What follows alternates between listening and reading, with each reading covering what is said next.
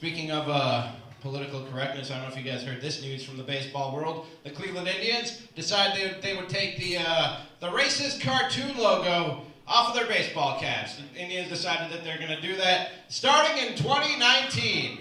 Yeah. They're like, we're going to stop being racist in a year. In a year, we're going to stop being racist. That's not even not being racist anymore. That's just an everything racist must go clearance sale. That's all that is. I'm not the most political of comedians, you guys. The first couple of jokes were kind of political. I'm not the most political of comedians. I'm not one to get up here and rail on Donald Trump. I feel like he deserves it. It's just not my thing to do. I will say this, though. I think that some of the people around Donald Trump catch some unfair shrapnel. Stay with me here. You're not with me right now, but stay with me if you could, please. Here's what I'm talking about. People like Sean Spicer and Sarah Huckabee Sanders. I don't feel like they deserve some of the criticism that they take. Because, let's be fair about this, these are people who work their whole lives for a career in politics, and the peak of any career in politics is a job in the White House. And I can tell you right now, every comic you saw tonight would open for Larry the Cable Guy if they thought that it was their big break. They would do that. I would put on a turban, sit in Jeff Dunham's lap, and pretend to be a racist puppet, if given the chance. I'm an Arab man. Well, I was an Arab man. I had an interesting development in my life. I am white now, you guys. Where are my white people at? Come on, make some noise. It's kind of scary when you do that. It's a little bit scary. No, but here's what happened. And by the way, there are more of you than that in here, okay?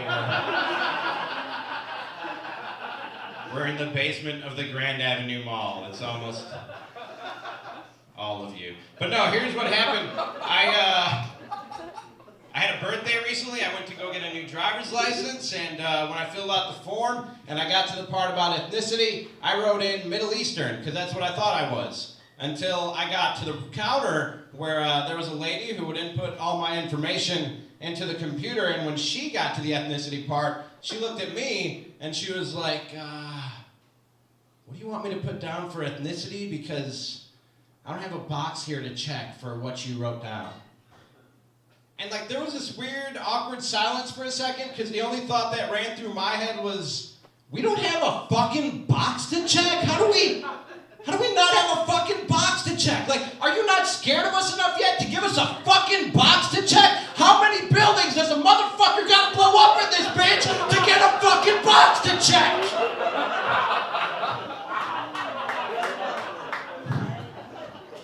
I didn't say that, though, because it was a government building. I thought that was a bad idea. So after the awkward silence, she looked at me and she goes, well, you look white. You guys are offended. I responded like a fucking patron at a restaurant who just heard about the soup of the day. I was like, yeah, I hear that's good. Is it good? Do you like that? Put me down for that. Put me down for white.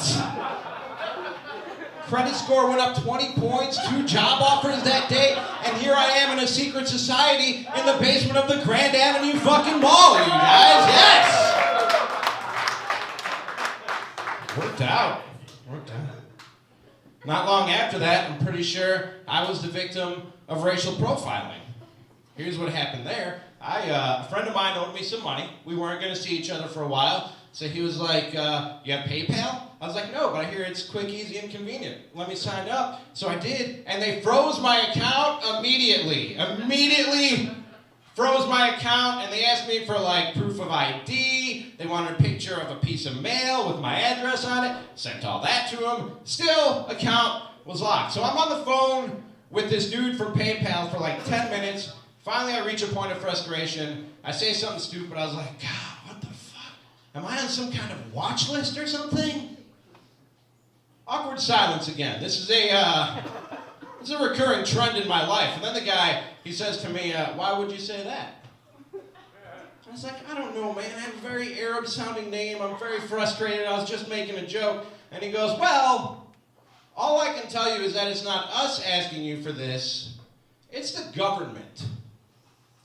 Apparently, they didn't get the memo that I'm fucking white now, you guys. Come on!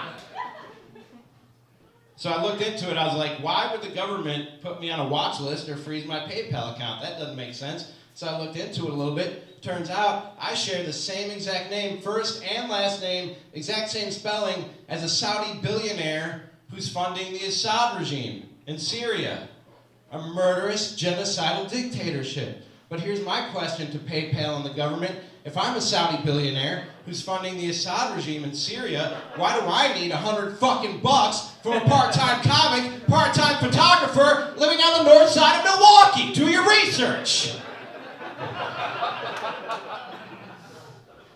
The Assad regime is not a GoFundMe account, motherfuckers. That's not how it works. The other question that I had, the other question that ran through my mind, because I've never had this experience before. I've never ran into somebody who had the same exact name as me, first and last name, exact same spelling. I was like, if I could swap lives with that guy, would I? Would I, like through some wacky mix-up, I'm on his private jet, headed back to my palace in the Saudis, and he's here with you guys tonight. Would I do that? Would I do that if I could do that?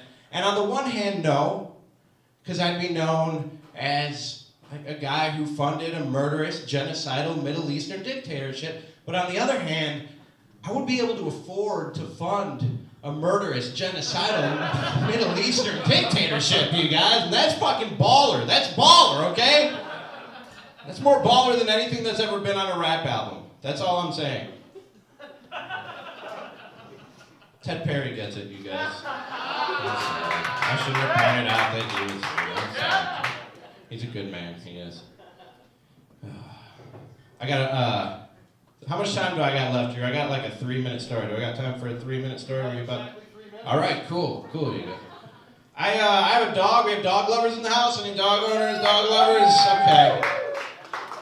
I love my dog, and I know that I love my dog, and I'm gonna prove to you guys that I love my dog with this story right here. I was walking my dog in the park by my house, and he apparently got into the garbage. And I know that he got into the garbage because he started pooping out a used condom. You guys, a used condom, yeah. Some dogs that go into the garbage for food, my dog loves things that smells like your privates, like old underwear, my girlfriend's feminine products, used condoms. He's not a drug smuggler, he's just a pervert, okay? That's all. I didn't know it was a condom when he first started shitting it out. It was just this crumpled up piece of white rubber. I couldn't tell what it was, but I was enthralled, okay? I was watching the action closely. And I'm watching this, and as it happens, it unfurls, and then it becomes clear what it is. And it unfurls, and it keeps on going, and he keeps on pushing, and it keeps unfurling, right? Until it got to the tip. Then it got stuck. The tip got stuck right there in his butthole, and he pushed, and he pushed, and he pushed. And then finally he was just like, you know what, fuck it. I guess I'm just a dog with the condom ass. I guess that's just me. And he started just walking around like, fuck it, dude, let's just finish the walk. I tried, all right? I tried. But if you're a dog owner, you know that, your dog will eat things that they shouldn't eat. And it will not want to come out the other side. It will get stuck. And you, as a dog owner, it's on you to just pull that shit out. That's what you got to do. You got to pull that shit out. So that's what I did. I wrapped a plastic bag around my hand. I reached down. I yanked it out. I tied that plastic bag in a knot. I fucking tied it up, turned around, only to see a woman walking past me in the park with a look on her face like she was pretty sure I fucked my dog and lost a condom up there. That's definitely what she was thinking. Like, the look on her face spoke volumes. That is exactly what she was thinking. But here's what I was thinking, okay? Let's say for 1 second, people, all right? Let's say for 1 second that I'm the type of guy who would fuck my dog. All right? Let's just say that I am for 1 second. I'll grant you that, okay? If you suspect me, all right? If I'm the type, yes, dog fucker, sir. You should call me that if that's what I am. But if I'm the type of guy who would fuck my dog, I'm not the type of guy who practices safe sex. Those are two different guys. Two completely different guys. And that's how that thought ran through my head. That's not how it came out when I hollered across the park at this lady, "Hey, lady! If I was gonna fuck my dog, I would not use a condom, all right?" I'm Ramie Makhlouf. That's my time. You guys are awesome. Thank you so much. Keep it going for Ramie. Or keep it going for yourselves for Sydney.